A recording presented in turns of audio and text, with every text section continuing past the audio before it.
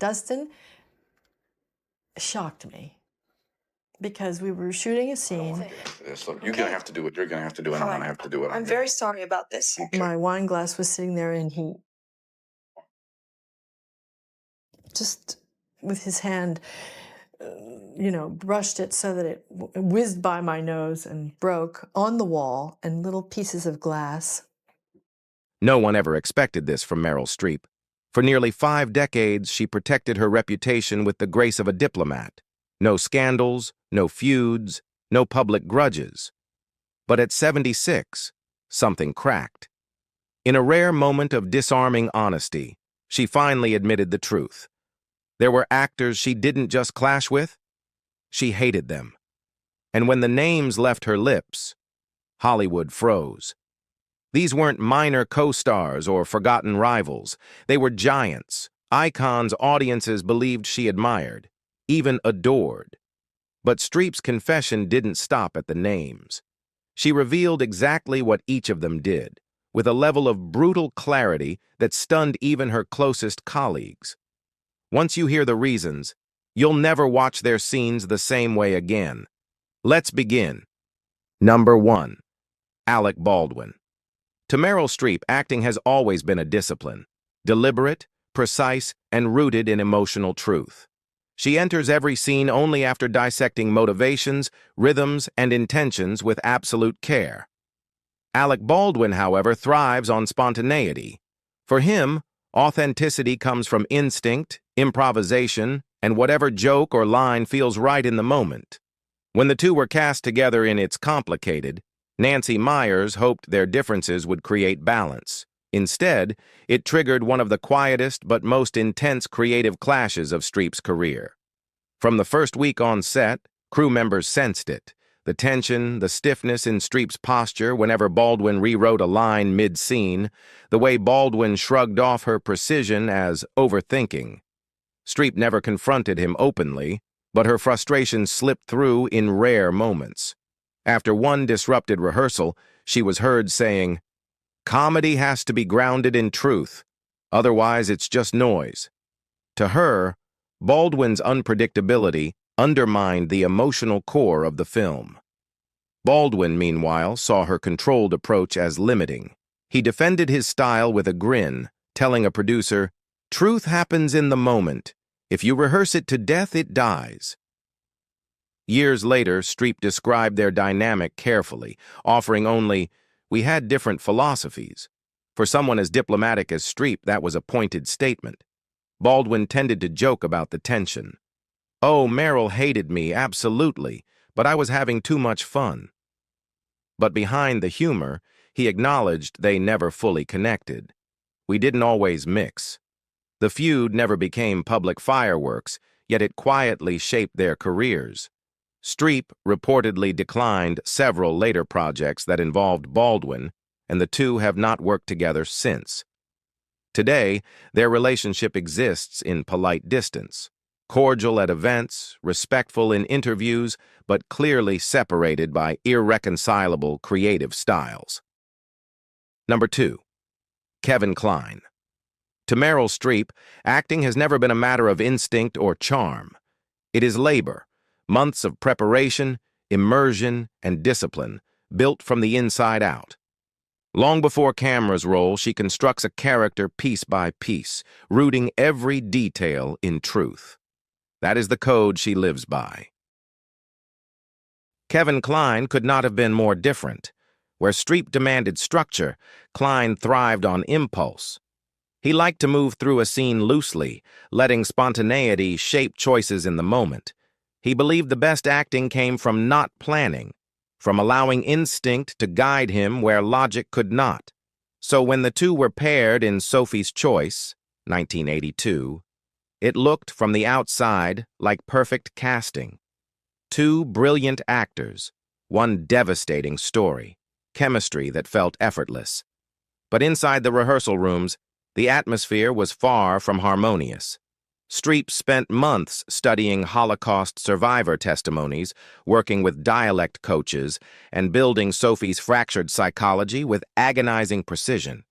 She learned both Polish and German, believing Sophie's shifting voice was central to understanding her trauma. Klein found this excessive.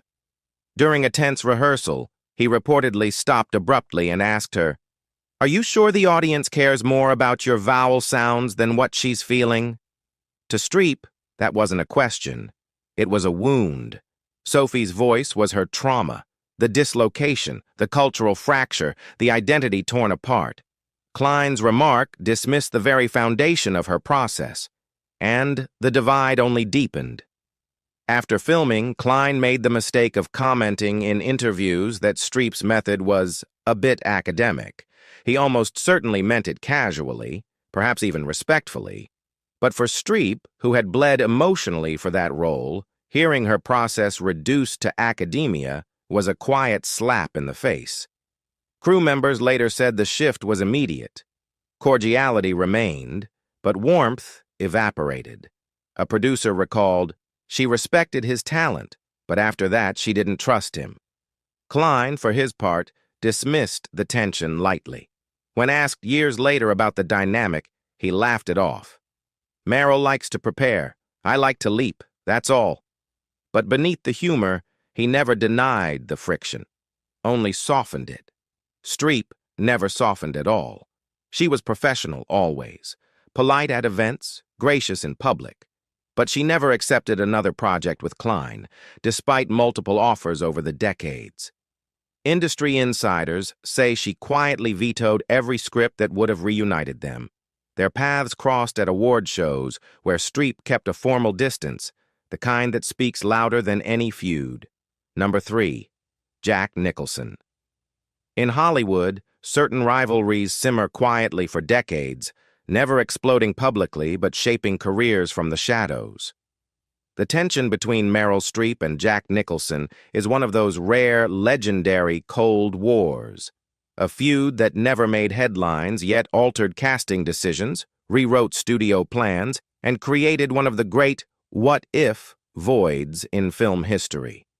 It began long before either of them openly acknowledged it. From the late 1970s onward, studios were desperate to pair the two icons. Heavy dramas, political thrillers, literary adaptations, every year new scripts were floated. Producers believed the combination of Nicholson's volcanic charisma and Streep's surgical precision would create instant box office history. But after a few early meetings, everything collapsed. The problem wasn't chemistry, it was philosophy. Streep viewed acting as moral duty, a vocation requiring discipline, research, and respect for truth. Nicholson viewed acting as swagger, instinct, provocation. He once said in an interview, half laughing, half mocking, "Preparation? That's intellectual masturbation." That line spread through Hollywood like a spark hitting dry brush. For most actors, it was Nicholson being Nicholson, irreverent, mischievous, unpredictable. For Streep, it was a knife. She had spent her life mastering technique, dialects, psychology, disappearing into characters with almost religious devotion. To hear one of Hollywood's most powerful men mock that dedication publicly felt, to her, like an attack on the craft itself. One person present at a studio meeting recalled the shift. Meryl's expression didn't change, but everyone in the room knew she was done. Nicholson didn't withdraw. He simply shrugged, amused by her intensity. He reportedly told a friend afterward, "She's brilliant, but man, a little tightly wound." That remark didn't help. Casting director Juliet Taylor later summarized the divide bluntly. "Jack represents everything Meryl thinks is wrong with stardom." Streep never corrected her. Behind the scenes, she quietly vetoed project after project that included Nicholson's name. No shouting, no statements, no scandal. Just a firm, unmovable line. Even when studios promised prestige, awards, or massive paydays, she refused. Number 4, Dustin Hoffman. In Hollywood, certain actors build their reputations on instinct and volatility. Others build theirs on discipline, trust, and emotional truth. Meryl Streep and Dustin Hoffman came from opposite ends of that spectrum, and their collision on Kramer versus Kramer became one of the most quietly bitter divides in American film history. Streep approached acting the way a surgeon approaches an incision, carefully, respectfully, with full awareness of the emotional anatomy beneath the surface. Every silence, every breath, every shift in her voice was intentional. To her, the work was sacred, a partnership between actors built on consent and trust. Hoffman had a different creed entirely. He was a soldier of the method, a believer in chaos. He pushed limits, blurred boundaries, and brought real emotional violence into scenes if he believed it would spark a deeper truth. He once told a young actor, "You can't fake reality, you have to force it." And on the set of Kramer versus Kramer, he forced it on Streep. The moment that defined their hostility happened early in production. In a scene meant to capture the raw tension between their characters, Hoffman suddenly slapped Streep across the face, hard, without warning, without rehearsal, and definitely without consent. It was not in the script. It was not discussed. It was not safe. For Hoffman, it was a technique. For Streep, it was a violation. Crew members said the sound echoed through the set, followed by a stunned silence. Streep didn't shout, didn't cry, didn't break. She simply froze, the kind of silence that terrifies even seasoned directors. Later, she would describe the moment with surgical precision. That was overstepping. That was not acting. Those words weren't dramatic. They were factual, and they carried the weight of a wound she would never fully forgive. The tension only grew from there. Hoffman kept improvising, pushing, provoking. He threw real objects, screamed real insults, and delivered lines he'd never rehearsed. Director Robert Benton found himself less a filmmaker and more a mediator, caught between Streep's disciplined artistry and Hoffman's chaos-first philosophy. One crew member said, "Some of the most powerful moments weren't performances. They were eruptions." The world saw brilliance. Streep saw damage. Even after the film swept the Oscars, Hoffman winning Best Actor, Streep winning Best Supporting Actress, their personal battlefield remained scorched. She walked away with acclaim, but also with bruises of a different kind. Decades later, when asked about her experience with Hoffman, Streep didn't sugarcoat it. "Professionally productive," she said, "but personally intolerable." Hoffman's response over the years was more evasive. At times, he defended his methods. At others, he offered half apologies wrapped in artistic justification. He once said, "I was trying to help the scene. Maybe I pushed too far." But Streep never softened. Not once. They were never cast together again. Number 5. Gwyneth Paltrow. If there was one thing that struck Meryl Streep deeply, it was the illusion of depth, the kind of stardom that appeared effortless because it was effortless. Not arrogance, but the polished version of fame built on privilege, branding, and a neatly packaged public persona. For Streep, acting had always been work. Serious, disciplined, earned the hard way. So when Gwyneth Paltrow rose quickly in the 1990s, Streep didn't see a promising young artist. She saw a symbol of what Hollywood was turning into. Paltrow's path was paved from the start. Blythe Danner for a mother, Bruce Paltrow for a father. She didn't climb, she stepped in. Roles landed at her feet, doors opened without resistance, critics praised every movement. And while Hollywood celebrated her elegance, Streep remained noticeably silent, a silence that said more than any words. A longtime friend later recalled one of Streep's private comments. "It's talent without the work, fame without the struggle." To Streep, Paltrow represented a new kind of celebrity, effortless, inherited, and propelled by timing and connections. Nothing highlighted that divide more than the night everything crystallized. The Oscars. Paltrow won Best Actress for Shakespeare in Love. Streep, after delivering one of her most demanding performances in One True Thing, left empty-handed. She smiled for the cameras, but privately she was furious. Friends said she dismissed that year's race as a marketing contest dressed up as an award. She never uttered Paltrow's name, but everyone knew who she meant. From then on, the distance only grew. When asked about rising actresses, Streep praised Cate Blanchett, Amy Adams, Jessica Chastain, women known for rigorous preparation, but she never mentioned Paltrow, not once. Insiders noticed the frost, brief smiles at award shows, quick nods, no warmth, no conversation. Paltrow publicly always stayed polite. Early in her career, when asked about Streep, she replied with a carefully rehearsed line, "Meryl is the greatest. I adore her. Everyone does." But privately, she felt the chill. A former publicist recalled her sighing backstage, "Meryl's never liked me. I don't know what I ever did." Number 6. Jeremy Irons. Among all the names Meryl Streep has carried quietly in her long memory, Jeremy Irons may be the most surprising. Not because of any public blow-up, but because of how spectacular their collaboration should have been. Two classically trained powerhouses, two actors revered for their technique and intelligence. On paper, it was a perfect match. In reality, it was a quiet disaster. To Streep, acting was excavation, digging into the bones of a character, searching for trauma, truth, and emotional history. Every detail mattered. The way a person walked, the shape of a vowel, the breath before a line. She often said, "An accent isn't performance, it's biography." Jeremy Irons, however, saw the craft differently. To him, acting was architecture, elegant, controlled, sculpted. He approached roles like polished marble statues, refined, restrained, and precise. The emotional chaos Streep embraced felt, to him, excessive. What began as artistic difference shifted into something colder.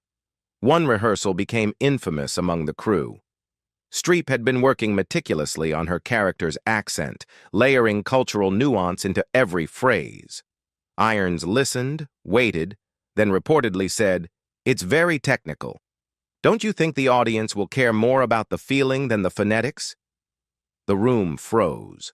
To Irons, it was a mild comment. To Streep, it was sacrilege, a dismissal of the very foundation of her process. A crew member later said, "You could feel the air change. She didn't raise her voice. She didn't argue. She just hardened." From that moment, the line was drawn. Irons found her process indulgent. Streep found his emotionally vacant. Their scenes turned into duels, his cool detachment clashing with her raw vulnerability. They stood inches apart, delivering lines that vibrated with tension the script never called for. Crew members whispered that they had never seen two actors so physically close and yet feel so emotionally distant. One assistant director described it perfectly. They were in the same scene but in two different worlds. Irons tried to remain diplomatic afterward. When asked years later about working with Streep, he said with a hint of distance, "We simply approach things differently.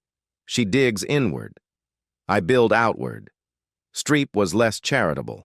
Without naming him, she once remarked in an interview, "Some actors mistake restraint for depth, stillness for truth." Everyone knew who she meant. Their relationship never recovered. They were cordial in public, polite at industry events, but utterly incompatible. Neither ever sought a second collaboration, and producers quickly learned that pitching a project involving both was an exercise in futility. And so, as the dust settles on these long-guarded tensions, one thing becomes clear. Even the most decorated actress of her generation carried silent battles that shaped her career in ways the public never saw. 6 actors, 6 stories, and a lifetime of unspoken grudges finally brought into the light at age 76. But which of these clashes surprised you the most? Drop your thoughts in the comments below. And don't forget to like, subscribe, and turn on notifications for more deep dive stories like this. Until next time.